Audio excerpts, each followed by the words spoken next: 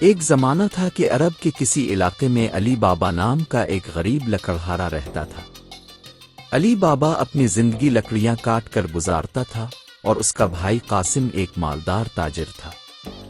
قاسم کی دولت اور شان و شوکت کے سامنے علی بابا کی زندگی نہایت سادہ اور مشکل تھی۔ علی بابا روز صبح جنگل میں جا کر لکڑیاں کاٹتا اور شہر میں فروخت کرتا تاکہ اپنے خاندان کا پیٹ پال سکے۔ ایک دن علی بابا لکڑیاں کاٹنے کے لیے جنگل میں گیا۔ جب وہ اپنے کام میں مصروف تھا تو اچانک اس نے دور سے گھوڑوں کی ٹاپوں کی آواز سنی۔ علی بابا فوراً ہوشیار ہو گیا اور ایک بڑے درخت کی آڑ میں چھپ گیا۔ جلد ہی اسے نظر آیا کہ 40 مسلح ڈاکو گھوڑوں پر سوار آ رہے ہیں۔ علی بابا کا دل خوف سے دھڑکنے لگا، مگر وہ خاموشی سے ان کی طرف دیکھتا رہا۔ چور ایک بڑی چٹان کے سامنے پہنچے۔ ان کا سردار اپنے گھوڑے سے اترا اور چٹان کے قریب جا کر زور سے بولا، کھل جا سم سم۔ جیسے ہی اس نے یہ الفاظ کہے چٹان خود بخود ایک طرف کھسک گئی اور ایک غار کا منہ ظاہر ہو گیا۔ تمام چور ایک ایک کر کے اس غار میں داخل ہو گئے اور کچھ دیر بعد جب وہ واپس نکلے تو ان کے تھیلے سونے اور جواہرات سے بھرے ہوئے تھے۔ علی بابا حیرت سے یہ سب دیکھ رہا تھا۔ چوروں نے غار کا دروازہ دوبارہ بند کیا اور واپس چلے گئے، لیکن علی بابا کے دل میں غار کا راز جاننے کی شدید خواہش پیدا ہو چکی تھی۔ چوروں کے جانے کے بعد علی بابا درخت کی آڑ سے نکلا اور اس چٹان کے قریب آیا۔ وہ ٹھیک اسی جگہ پر کھڑا ہو گیا جہاں سردار کھڑا تھا اور بلند آواز میں بولا، کھل جا سم سم۔ فوراً ہی چٹان ایک طرف ہو گئی اور علی بابا کے سامنے غار کا دروازہ کھل گیا۔ علی بابا نے دل ہی دل میں شکر ادا کیا اور غار کے اندر داخل ہو گیا۔ غار کے اندر علی بابا کو وہ خزانہ نظر آیا جس کا خواب بھی اس نے کبھی نہ دیکھا تھا۔ سونے کے سکے، ہیرے جواہرات اور قیمتی ریشمی کپڑے ہر طرف بکھرے ہوئے تھے۔ علی بابا نے جلدی سے جتنا خزانہ اپنے ساتھ لے جا سکتا تھا وہ اپنے تھیلے میں بھر لیا اور باہر آ کر دروازہ بند کرنے کے لیے پھر وہی الفاظ دہرائے، بند ہو جا سم سم۔ چٹان پھر اپنی جگہ پر آ گئی اور غار کا دروازہ بند ہو گیا۔ علی بابا نے جب اتنا سونا اور قیمتی سامان اپنے گھر لا کر رکھا تو اس کی زندگی اکثر بدل گئی۔ وہ اپنی بیوی کے ساتھ بڑے آرام سے رہنے لگا، لیکن اس نے کسی کو نہیں بتایا کہ یہ دولت اسے کہاں سے ملی، کیونکہ وہ جانتا تھا کہ اگر یہ راز باہر نکل گیا تو خطرہ بڑھ جائے گا۔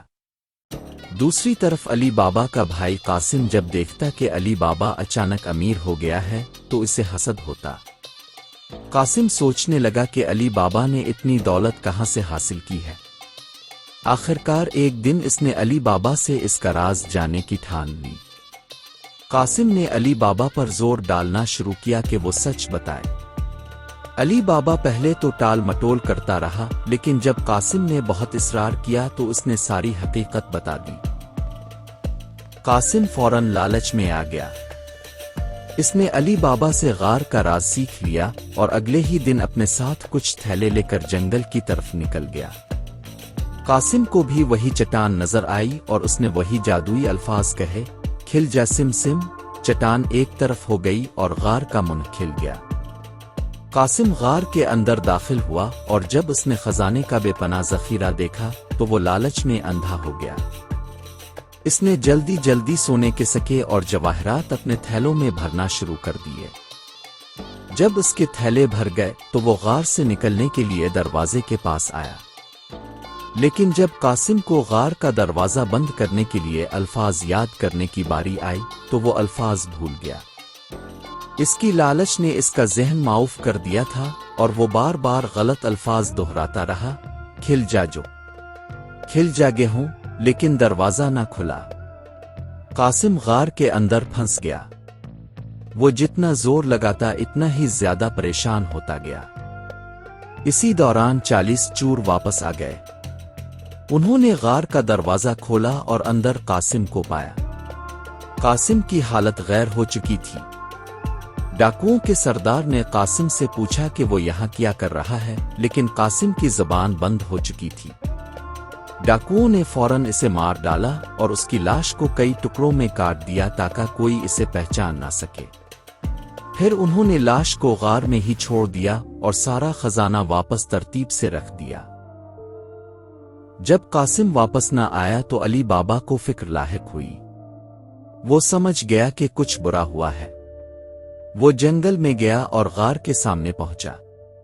وہی الفاظ دہرا کر دروازہ کھولا اور اندر داخل ہوا تو اس نے اپنے بھائی کی لاش دیکھی۔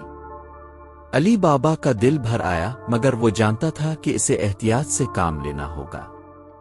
علی بابا نے قاسم کی لاش کو باہر نکالا اور اسے اپنے گھر لے آیا۔ اس نے اپنی وفادار خادمہ مرجینہ کو سارا قصہ سنایا اور اس سے مدد مانگی۔ مرجینہ نہایت ہوشیار اور عقل مند تھی۔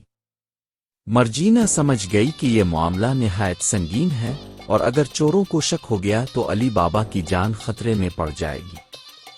اس نے علی بابا کو تسلی دی اور فوراً ایک منصوبہ تیار کیا۔ سب سے پہلے مرجینہ شہر کی طرف گئی اور ایک بوڑھے درزی کو تلاش کیا جس کا نام بابا مصطفیٰ تھا۔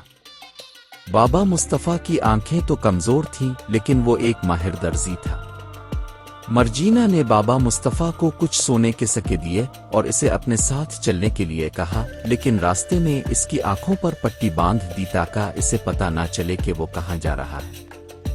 جب وہ گھر پہنچے تو مرجینہ نے درزی سے کہا کہ وہ ایک لاش کو ٹاکے لگائے تاکہ یہ معلوم نہ ہو سکے کہ وہ ٹکڑوں میں کاٹی گئی ہے۔ درزی نے اپنی مہارت سے قاسم کی لاش کو درست کیا اور پھر مرجینہ نے اسے واپس شہر بھیج دیا، اس کی آنکھوں پر دوبارہ پٹی باندھ کر۔ مرجینہ کی چالاکی نے قاسم کی موت کا راز چھپانے میں مدد دی۔ علی بابا نے اپنے بھائی کی لاش کو عزت و احترام کے ساتھ دفن کیا اور اس بات کا یقین دلایا کہ کسی کو بھی اس کی موت کا اصل سبب معلوم نہ ہو۔ دوسری طرف چوروں کو جب دوبارہ غار کے پاس آیا تو انہیں محسوس ہوا کہ کچھ عجیب ہو رہا ہے۔ قاسم کی لاش غائب تھی لیکن خزانہ اپنی جگہ پر تھا۔ سردار نے اندازہ لگایا کہ کوئی ان کے خزانے کا راز جان چکا ہے اور قاسم کا کوئی ساتھی اس راز کو جانے والا ہے۔ انہوں نے فیصلہ کیا کہ وہ جلد از جلد اس شخص کا سراغ لگائیں گے، ورنہ وہ ان کے خزانے کو خطرے میں ڈال سکتا ہے۔ سردار نے ایک چور کو شہر میں بھیجا تاکہ وہ کسی بھی غیر معمولی حرکت کی خبر لائے۔ چور نے شہر میں گھومنا شروع کیا اور بابا مصطفیٰ کی باتیں سنیں، جو کہہ رہا تھا کہ اسے حال ہی میں ایک عجیب کام ملا تھا، اسے ایک مردے کو سلنے کا کام دیا گیا تھا۔ یہ سن کر چور نے بابا مصطفیٰ سے پوچھا کہ وہ کس کے گھر گیا تھا، لیکن بوڑھے درزی نے بتایا کہ اسے آنکھوں پر پٹی باندھ کر لے جایا گیا تھا، لہٰذا وہ جگہ کو پہچان نہیں سکتا۔ چور نے چالاکی سے اسے قائل کیا کہ وہ اسے دوبارہ اس جگہ تک لے جائے، اور اس بار چور نے خود اس کی آنکھوں پر پٹی باندھنے کا وعدہ کیا تاکہ وہ جگہ پہچان سکے۔ بابا مصطفیٰ کو وہی سونے کے سکے دے کر چور اسے علی بابا کے گھر کے دروازے تک لے آیا۔ اب چور کو یقین ہو گیا کہ یہی وہ شخص ہے جو خزانے کا راز جانتا ہے۔ چوروں کے سردار نے فیصلہ کیا کہ وہ علی بابا اور اس کے پورے خاندان کو ختم کر دیں گے تاکہ کوئی اور ان کے خزانے تک نہ پہنچ سکے۔ انہوں نے ایک منصوبہ بنایا اور 40 تیل کے بڑے مٹکے لیے۔ سردار نے اپنے چوروں کو ہر ایک مٹکے میں چھپنے کا حکم دیا اور خود بھی ایک مٹکے میں چھپ گیا۔ وہ رات کے اندھیرے میں علی بابا کے گھر کے قریب پہنچے اور اپنے ساتھ کچھ خالی مٹکے بھی لائے تاکہ یہ ظاہر ہو کہ وہ ایک تاجر ہیں جو تیل بیچنے آئے ہیں۔ سردار علی بابا کے دروازے پر آیا اور کہا کہ وہ ایک مسافر ہے جس کا سامان ہے اور اسے رات کے لیے ٹھہرنے کی جگہ چاہیے۔ علی بابا جو مہمان نواز تھا فوراً راضی ہو گیا اور سردار کو اندر بلا لیا۔ اس نے چوروں کے مٹکے اپنے صحن میں رکھوائے اور سردار کو کھانے کے لیے مدعو کیا۔ چوروں کا منصوبہ تھا کہ رات کو جب سب سو جائیں گے وہ مٹکوں سے نکل کر علی بابا اور اس کے خاندان کو قتل کر دیں گے۔ لیکن مرجینہ کو کچھ عجیب سا لگا۔ اس نے جب صحن میں مٹکوں کو دیکھا تو اسے لگا کہ کچھ گڑبڑ ہے۔ وہ ایک ایک مٹکے کے قریب آئی اور جب وہ ایک مٹکے کے پاس پہنچی تو اسے اندر سے سانس لینے کی آواز آئی۔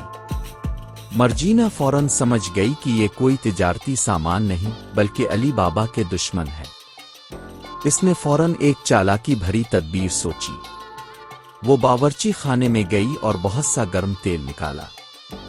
پھر اس نے ایک ایک مٹکے میں جا کر اس گرم تیل کو ڈالنا شروع کر دیا۔ جیسے ہی تیل چوروں کے اوپر گرا وہ تڑپ کر مر گئے۔ مرجینا نے ایک ایک کر کے تمام چوروں کو اسی طرح ختم کر دیا۔